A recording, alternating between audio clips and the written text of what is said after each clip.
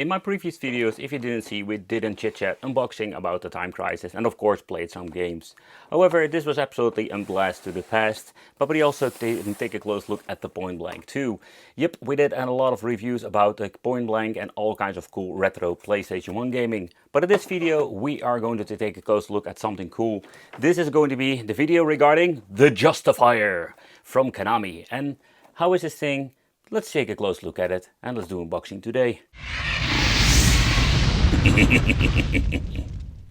I personally played a lot with the Namco light gun in combination with the Time Crisis back in the days. However, I never knew there was a light gun called the Justifier. Yeah, it felt that I lived on a rock or somehow. But this is kind of interesting when you're looking at it, because this was a light gun made for all kinds of different games. In combination, having over here Lethal Enforcer Collection, the Crypt Killer, and having over here Project Horn Owl or something like that.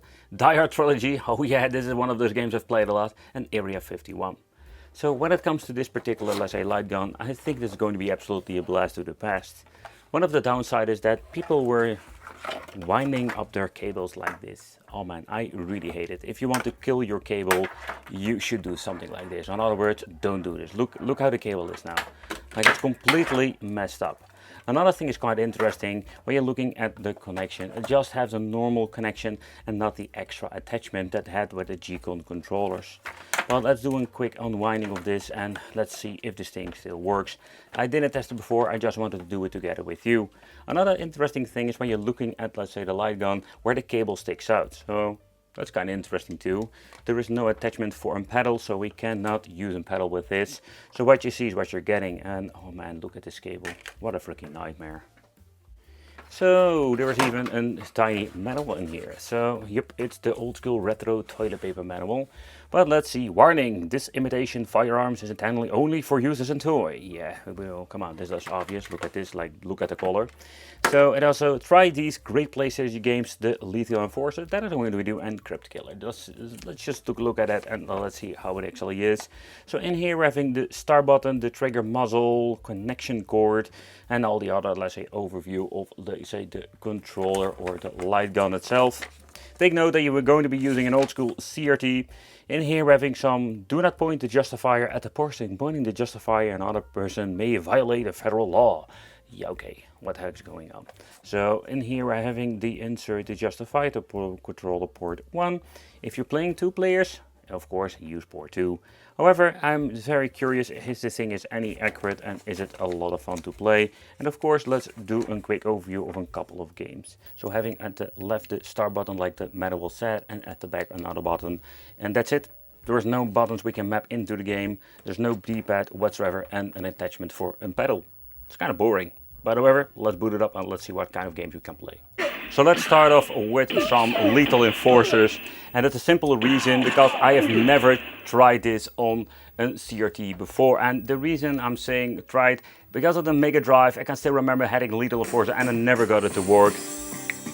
Love this freaking awesome tune. So starting off with Lethal Enforcer number 1. Okay, that seems to be working fine. So I do wonder how good this game is actually be, and let's see if I can do any calibration. How does this actually work? See, that's what I meant. It's like having not a D-pad whatsoever. Okay, how do I navigate through this? Oh, okay, I need the trigger button. Okay, that's okay. So let's go to the. Let's go, because this is going to be absolutely fun. Let's start with the training range. So I do find this thing very accurate. So let's see how it actually is. There was no force feedback whatsoever. Let's start this thing with some loading. And let's go. Oof. Oh man, I need to get used to this. How do I reload? Oh, there we go. Oh, I need to get used to this.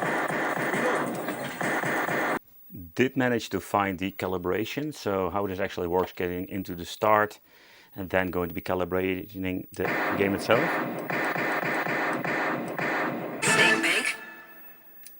Okay, the bank robbery. I can remember this stage on the Sega Genesis. That was such a pain to play without a light gun.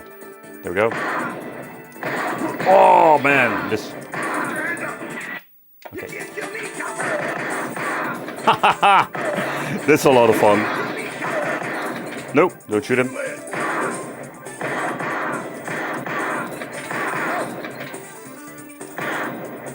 That was a nasty one with the chick and the gun. Oh!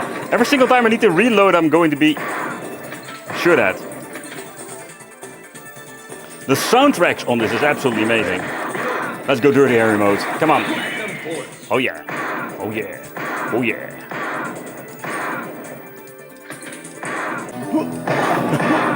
Next part of the stage. Let's go. Oh, I shot the cop. Oh crap.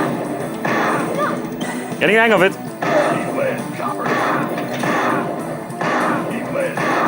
Haha! Come on! Put your hands up!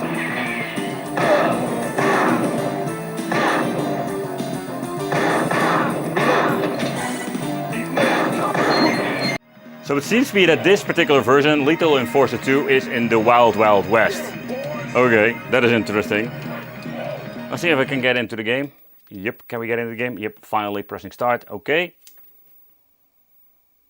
Oh man. Oh, that's crazy. Oh crap. I'm already shooting civilians. I don't know which one I'm going to be liking more, because when you're looking at the first one, that was a lot of fun. I'm not having any like a nice vibe going on with this Wild Wild West. I do like the music, but of course it's more of the same when you're looking at the game, only in the theme of the Wild Wild West. Let me know in the comments which of these games did you personally play. I absolutely suck at it because it's more difficult than the other one. Okay, don't need to do any collaboration. Seriously. Next up, the Area 51, a game I personally never played back in the day, so it's absolutely a lot of fun deep diving into these things. I think I played it on some emulation, but this is no emulation, of course. This is the real deal. Oh, the motion stuff. Oh, that is so bad. Looking at it now. Oof. This is such a completely different experience than Lethal Enforcers. This plays so slow. There we go.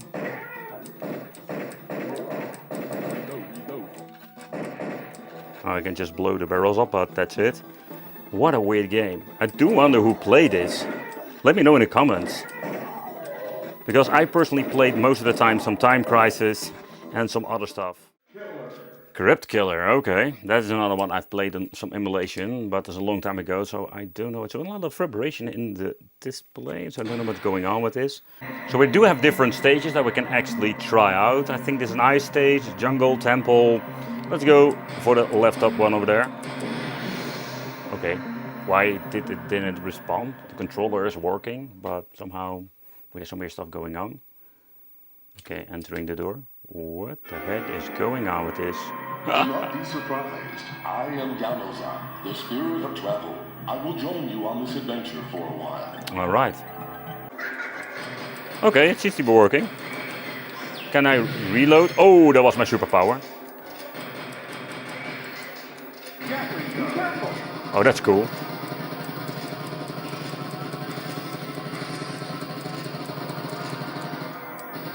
I can just hold it. So much easier. The only thing I'm really missing out now is the feedback. You know, with Retro Station or Gun 4R, we had this very cool solenoids or recoil. That is one of the things I do miss with this. So it's a different kind of an approach. Crypt Killer, what an interesting game it is. And it looks kind of good on the PlayStation. I do wonder if you're going to be comparing this with the real arcade, how good or bad it is. That sound. Ding.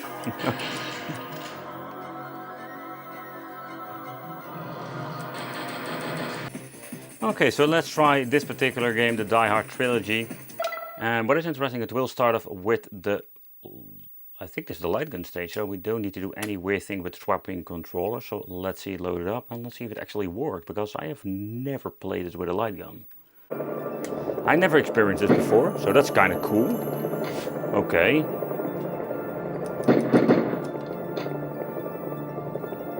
I can still remember that I had this game, but I didn't have a light gun, so I couldn't actually use it. Did try to play it with the controller, but it was absolutely horrible. Okay. There we have it. And playing this actually with a light gun is kind of cool.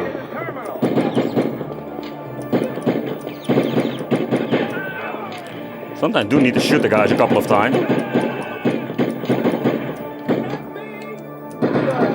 Okay, the rocket launch seems to be working too.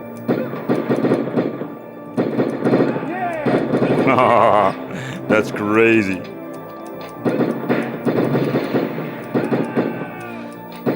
I must say that this is maybe one of my favorite ones to play actually. I love the action. Just throw a grenade at him. Man, there's some freaking cool action. Chaotic it is, absolutely. I need your help!